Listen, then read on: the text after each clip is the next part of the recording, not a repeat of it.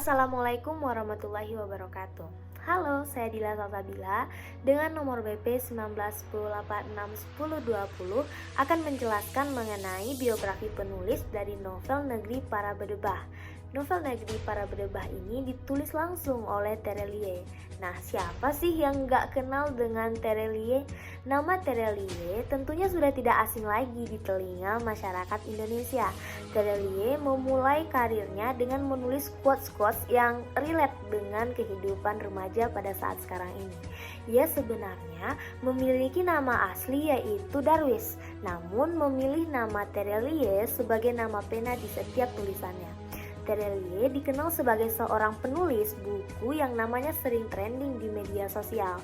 Hal ini dikarenakan setiap quotes-quotes yang ditulis oleh Terelie biasanya atau pada umumnya dijadikan sebagai quotes oleh para netizen. Tak heran jika namanya pun menjadi dikenal oleh publik, khususnya mereka yang sering membaca buku. Nah, Terelie lahir di kota Langkat pada tanggal 21 Mei 1979. Pekerjaan tetapnya adalah seorang akuntan di sebuah kantor akuntan. Menurut beberapa sumber terpercaya, ia lebih suka disebut sebagai akuntan dibanding dengan seorang penulis terkenal, karena ia menganggap bahwa menulis merupakan salah satu hobinya yang kebetulan disukai oleh banyak orang termasuk di Indonesia. Nah, Terelie telah menulis dan menerbitkan berbagai banyak buku. Sebelumnya, ia juga telah menerbitkan beberapa buku seperti buku Pulang, buku Matahari, dan buku lain sebagainya. Novel yang ditulis oleh Terelie ini memiliki ciri khas dalam setiap novelnya. Nah, ciri khas dari novel yang dikarang oleh Terelie ini yaitu biasanya mengisahkan tentang kesedihan, kehilangan, serta perjuangan yang dialami oleh para tokohnya. Ia tidak jarang menggunakan wanita sebagai tokoh utamanya. Umumnya, alur dari cerita Terelie ini digunakan yaitu alur maju dan mundur. Baiklah, perkenalkan nama saya Sultan Arif dengan nomor BP 1910863012. Sini saya akan menjelaskan tentang sinopsis dari atau review dari novel Negeri Para Berdebah. Negeri Para Berdebah menceritakan tentang tokoh yang bernama Thomas yang merupakan seorang konsultan keuangan yang terkemuka dan namanya sudah dikenal di seluruh dunia. Bagi Thomas, itu sudah menjadi hal biasa bagi ia bila ia menjadi pembicara di acara berkelas, karena Thomas merupakan salah satu alumni dari universitas ternama. Thomas memiliki perusahaan konsultan yang telah dikenal kalangan pebisnis bahkan politikus. Thomas memiliki sifat yang pintar, berani, licin, dan dapat mempengaruhi orang lain atau manipulatif. Selain itu, tidak ada yang menyangka bahwa Thomas itu merupakan anggota petarung yang berisikan pebisnis, anggota pasukan khusus, dan pokoknya anggota-anggota yang tidak biasa. Orang-orang biasa nggak akan pernah tahu bahwa di kota Jakarta memiliki klub petarung seperti yang ada di film action. Thomas sendiri telah berusia 33 tahun.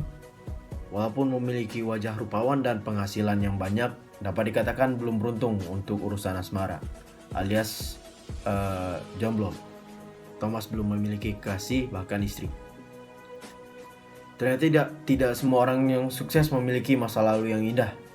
Itu tidak terjadi pada Thomas. Thomas memiliki masa lalu yang ingin ia lupakan, masa lalu yang kelam. Karena Thomas kehilangan kedua orang tuanya sekaligus dalam kejadian kebakaran di rumahnya. Kebakaran itu disengaja oleh orang yang merasa dirugikan oleh usaha yang didirikan oleh omnya Thomas, Om Liam, bersama almarhum bapaknya Thomas. Kejadian itu terjadi ketika Thomas masih berusia 10 tahun. Lalu inti cerita dari novel karya Terelie ini adalah perjuangan menyelamatkan bank semesta oleh Thomas, yang mana bank semesta itu hendak ditutup karena suatu kasus, karena bank itu terancam pailit. Jika bank itu ditutup, seluruh uang nasabah akan hangus dan pihak bank tidak bisa menagih piutang yang belum dibayar nasabah atau pihak lain. Tentu itu sangat mengancam dan merugikan Om Liem, pamannya Thomas, sekaligus pemilik bank semesta. Dampak yang lebih besar lagi adalah adanya efek domino terhadap dunia keuangan. Uang para nasabah bisa selamat jika pemerintah memberikan dana talangan untuk bank semesta. Thomas harus beradu fisik dan strategi dengan petinggi-petinggi yang berkaitan dengan kasus bank semesta. Orang yang ingin mencari keuntungan saja.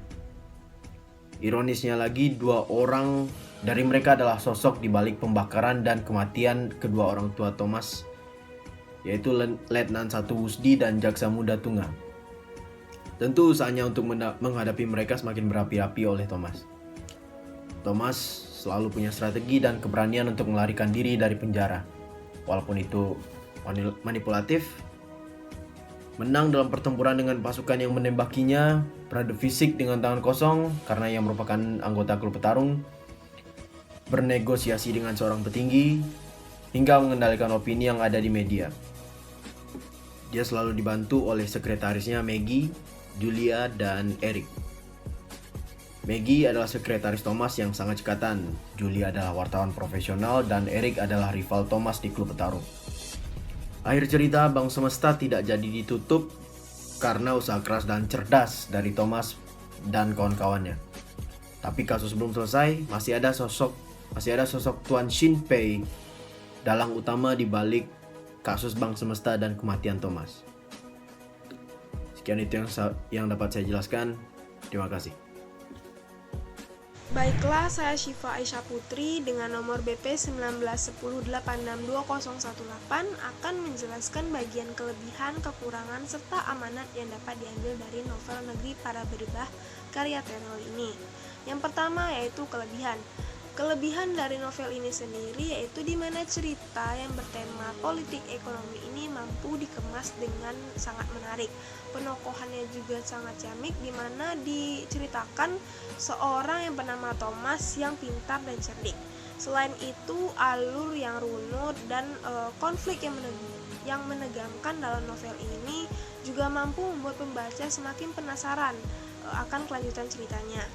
Selain itu, dapat dilihat dalam penulisannya, pengetahuan penulis ini sangat luas dalam bidang ekonomi karena terpampang nyata di mana penulis menggunakan diksi serta istilah-istilah dalam ilmu ekonomi. Novel ini sangat cocok dibaca bagi orang-orang yang berkecimpung dalam dunia politik dan ekonomi, karena dalam novel ini ditokohkan seseorang yang cerdas dan mampu menyiasati dan membangun strategi untuk menyelesaikan masalah yang tengah dihadapinya. Namun, bukan berarti orang awam tidak dapat membaca novel ini, karena penulis sendiri menceritakan cerita ini dengan jelas dan sangat lugas, sehingga orang-orang yang tidak berkecimpung dalam dunia politik ekonomi pun dapat membacanya dan pasti dapat menambah pengetahuan bagi para pembaca. Selanjutnya yaitu kekurangan dari novel ini. Yang saya temui kekurangan tidak terlalu banyak, mungkin hanya di bagian diksi serta istilah-istilah yang digunakan oleh penulis seperti subprime, preventive strike, dan yang lainnya. Mungkin bagi orang awam ini merupakan kata-kata yang sulit untuk dipahami, sehingga para pembaca yang awam sedikit mengeluarkan effort untuk menelusuri apa arti dari kata tersebut. Namun di sisi lain, hal ini juga bermanfaat untuk mengedukasi pembaca karena dapat menambah pengetahuan serta diksi yang kita punya. Yang terakhir yaitu amanat atau hikmah yang dapat kita ambil dari novel Negeri Para Berdebah ini.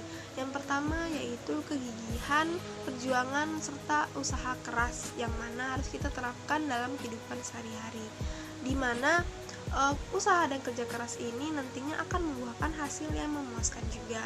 Dalam cerita ini diceritakan seorang Thomas yang berusaha bagaimanapun caranya, walaupun nekat, ia juga akhirnya bisa membatalkan penutupan bank semesta ini. Nah, selain itu kerjasama serta kesetiakawanan juga harus dijunjung tinggi.